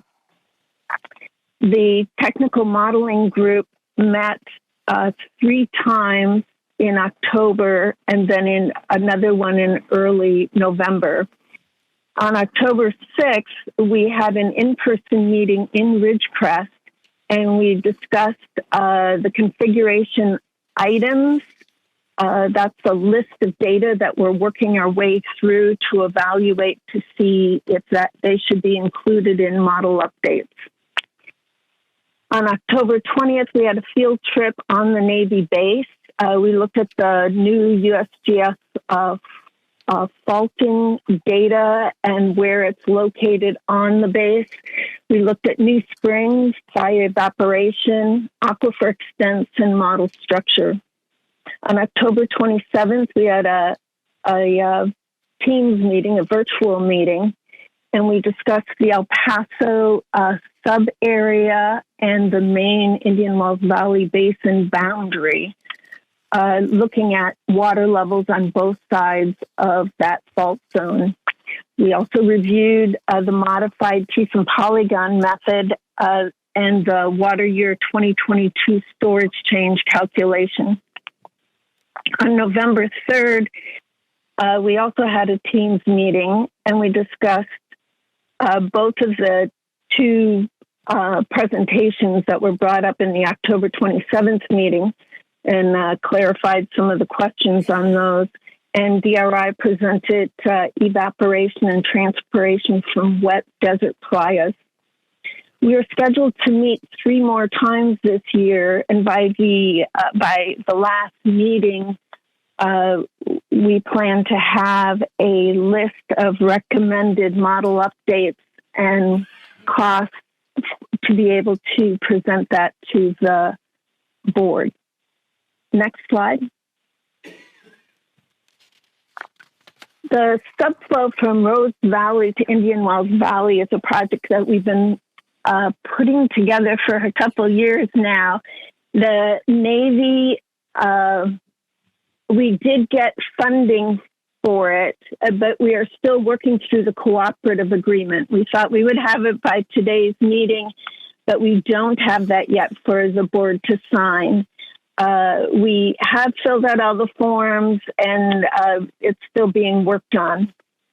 So hopefully that will be put together for the December meeting. Once that's complete, we can complete the drilling subcontract. We need to have first a cooperative agreement in place. The monitoring well drilling and construction will probably be pushed into January or February of next year, given the delay in the cooperative agreement. I also sat in on the California State Lands Commission meeting that the board approved. The GA board approved this access agreement for the former 4 sawmill wells during our October 27th meeting. During our October board meeting. And I sat in on their October 27th meeting, and they did approve the access agreement for Indian Wells Valley to these wells.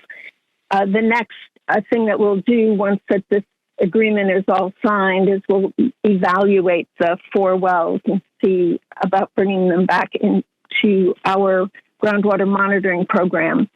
What I put up on the left side of this slide, you'll see it says CSL, that's California State Lands. That's where those wells are. Where the cyan wells are wells that are in our monitoring program. One of these wells used to be in our monitoring program, and I put the hydrograph up with an arrow showing where it is. And you can see that it used to record the decline in groundwater levels in this area from 1990 to 2010. The water level dropped by 10 feet. But in 2010 is when the well got closed, and we're looking at opening this well up first so that we can continue this record. Next slide. This slide was also presented to you in September at your board meeting. We are on schedule to have a draft annual report released to the TAC and staff for review on November 15th, which is next Tuesday. And then December 14th, we would propose to review the draft annual report as a presentation to the board. February 8th, a final draft presented at a board meeting, and then March 8th is the final annual report completed and submitted on April 1st. That's the end of my presentation. Thank you. Thank you. Okay, is that it on the Water Resource Manager's report, Steve? Yes, sir. I think we're ready for questions. Thank you. Any questions from the board? This is Director Heyman. I just had a quick question back on the shallow well mitigation on the Heritage well. What's the next action steps for that? Because it said that it was determined that the application was complete. Yes. Then we've as I mentioned, they've just recently submitted the driller's description of the problem there. So we'll complete our review of that. Then we'll write up a staff report making recommendations based on whatever we conclude from that, whether it meets the criteria for first the emergency program, and then they've also applied for the regular program. So we'll look at both of those and make recommendations about whether they qualify and for funding or not. And do we have any general timeframes that it will be completed in? Yes, the policy actually requires for the regular program, I think we have to have a staff report done. I think it's within 45 days. We expect to have it done well before that. Very good. Thank you, Jeff. Thank you, Director Hammond. Any other questions from the board?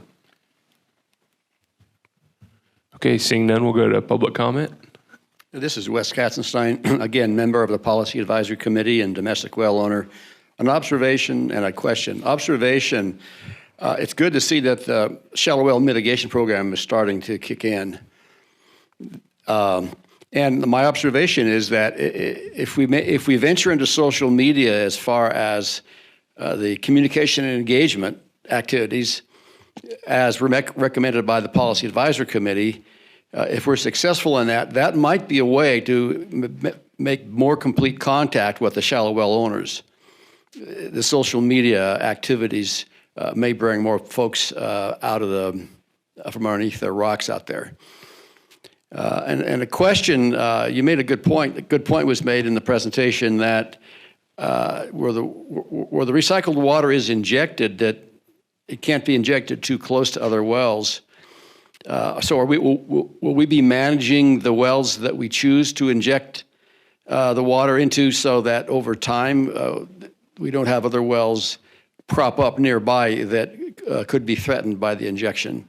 It just occurred to me that this may imply a certain area we may need to manage around the injection well over time. Chairman, I could address that question if you'd like. Sure, thank you, Mr. Elsey. Yes, that's exactly right. The regulations actually require that when we select an injection site, before we operate the project, an entity with the proper authority, and I think it would be this groundwater authority, will have to I've forgotten what they call it, an exclusion zone based on the regulations to protect any public health so that no new potable wells are drilled in the area.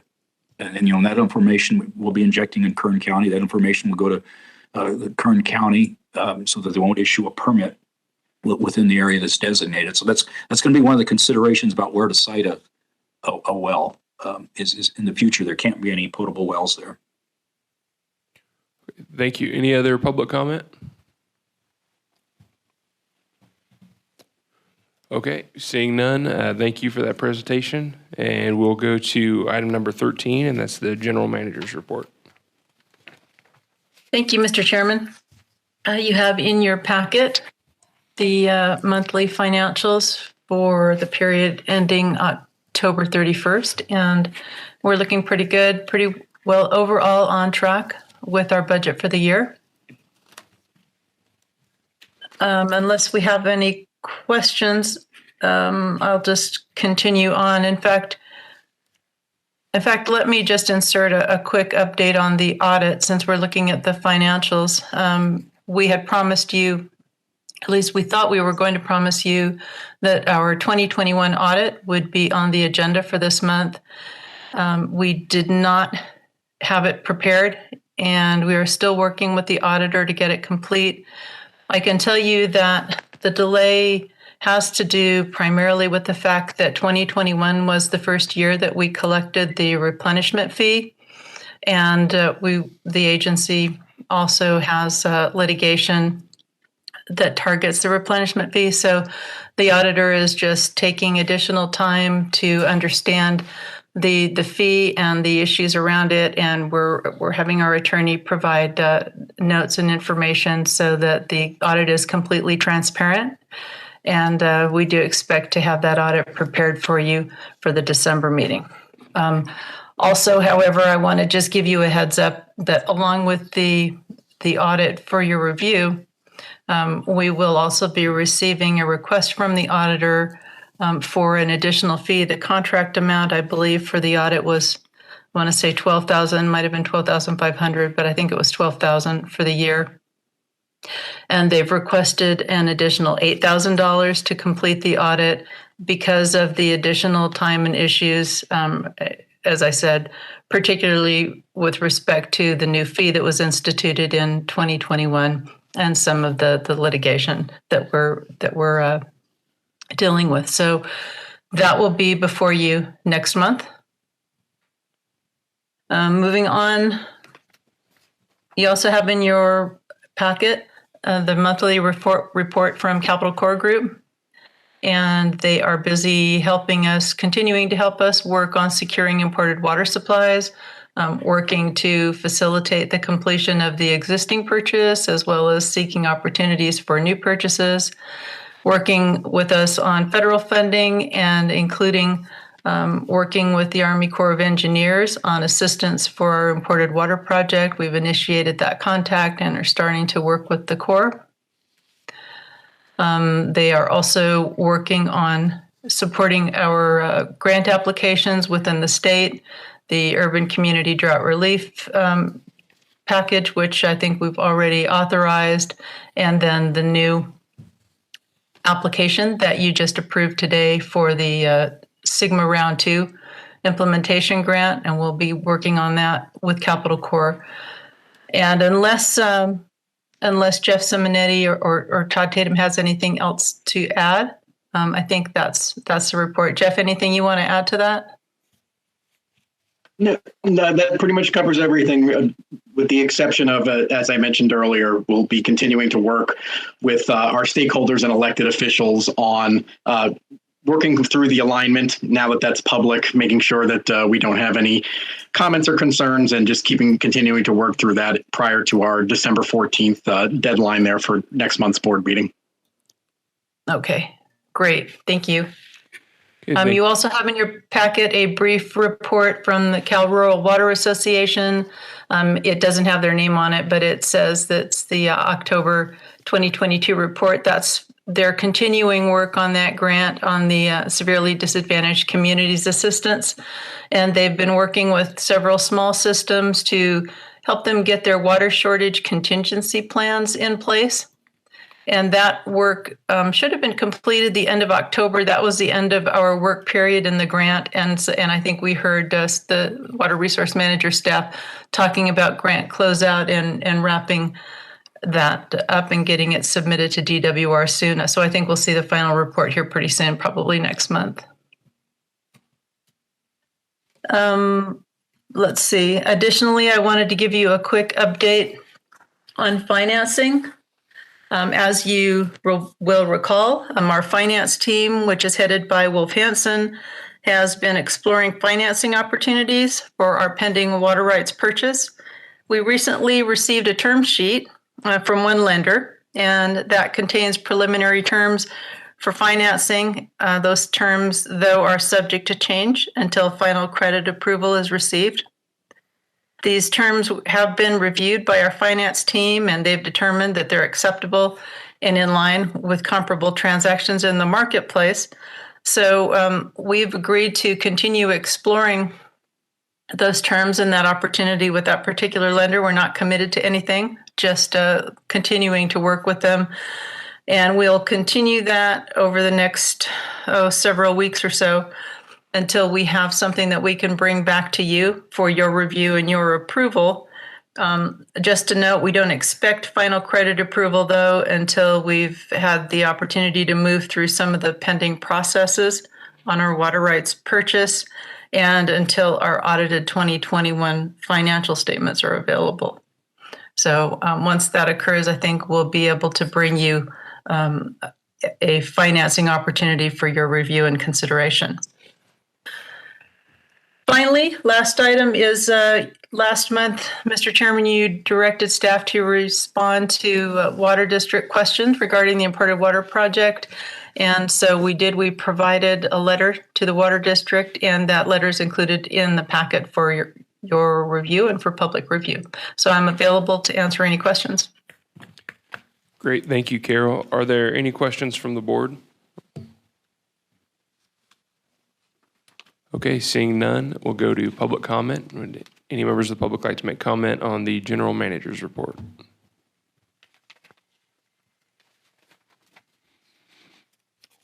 Okay, we have one on the phone. Go ahead, caller. Caller, go ahead. Hello? Yes, we can hear you. Okay, very good. My name is Mike Neal, and I'd like to address the letter to the Water District. It was in the packet. It didn't get any discussion whatsoever. I read through that, and I have some items of importance that I would like to point out on that letter.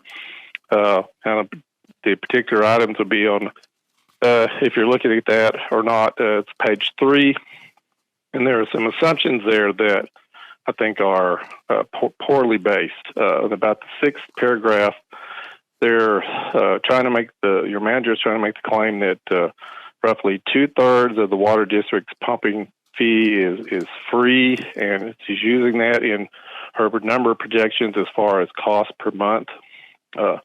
Then she goes on to say that, well, with the improbably high cost of $2,800 per acre foot for imported water, which is not just for the water, but it's for the whole, everything all taken together as far as the imported water project. Calling that improbably high, and I would contend strongly that's not even close to improbably high. That's more realistic and probably short. She's going to chop that down by half and then use this claim that the water district is only paying for somehow for a third of its pumping, and claim that it's only going to cost the average household $39 per month for this project. And goes on to say that they're assuming that they're going to get a lot of funding from the state and federal governments. Well, in the engineering world, an assumption is just got to be based on some kind of fact and not just a guess. Otherwise, it's just a guess. It's normally thrown out the window. Now, I took your imported water project projected costs from 3 years ago, which is obviously, as anybody would know, is a lot lower than it would be today. Just based on those numbers, and this is using the LADWP and the AVEC options, going from the lowest possible to the highest possible, the costs range from $55 a month to $140 a month. If you got more realistic and realize that 2019 costs are a lot lower than they are now, and you bump your capital costs for the pipeline up by 50%, you now get $67 to $174 per month cost to the average household. And this is not using the method used by your manager, but basically saying, here's the total cost, and you amortize out the fixed cost, and you divide it by the 12,500 approximate households in the valley. That was my basis of this cost. So if you throw out the LADWP option, as has been previously stated, you get $140 to $174 per month cost to the average, pretty much every household of the 12,500. Now that's a lot of money to just about anybody except guys, SCSers making a nice fat salary. So that's problematic, I think, or more than problematic for your agency to be sponsoring a letter that says, oh, it's only going to cost you guys $39 a month. That is way low, and I'm calling on the GA to make realistic estimates and put this out available to the public. I'm asking you to do this. If you don't do this, I will offer to you that I will put it out on social media that's widely read, and I'll put these numbers out for people to see for themselves so they can be educated. Yes. You've gone well past the 3 minutes. Could you please bring your comments to a close? I believe I'm pretty much done, except to say I'm disappointed that these numbers are attempting to be lowballed, and you need to be honest with the public. Thank you. Thank you. Carol, could you tell me who you actually sent the letter to?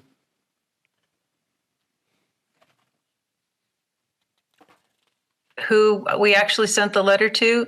April, did we send it directly to the general manager? I sent it to the entire Water District Board of Directors, your general manager, and your attorney, as well as, I believe, the executive assistant. The first time I saw it was when it was in the data packet. Stan, I sent it to your Water District email. Okay, I would like to ask if Phil Hall would like to address some of those issues that were brought up. Yes, Chairman. Thank you. Two issues that came up. First, the cost estimates are from 2019. 2019 isn't 1999.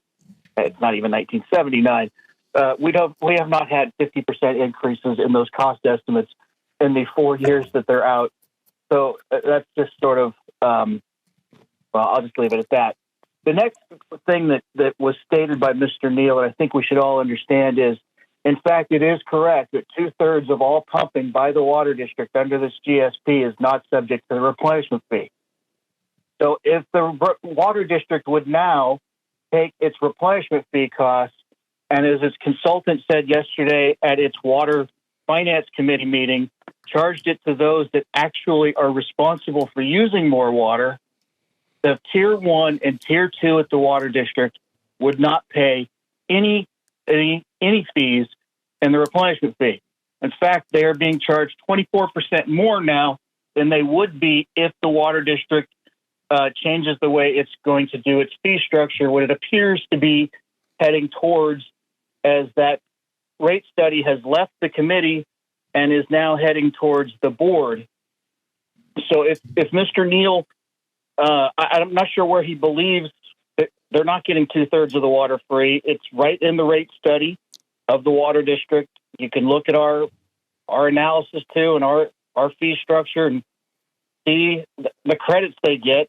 So I have no idea why he believes that 2/3 are paying for this.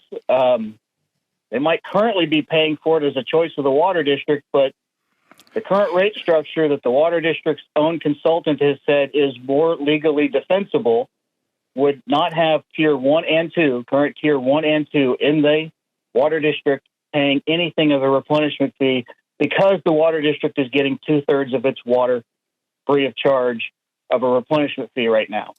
So I think we should keep those things in mind. And then aside from that, he kind of lost me in his math. So I don't know what else to say about that.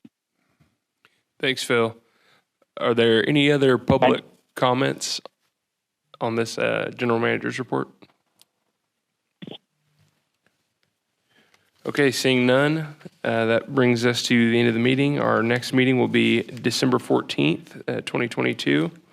And with that, we're adjourned.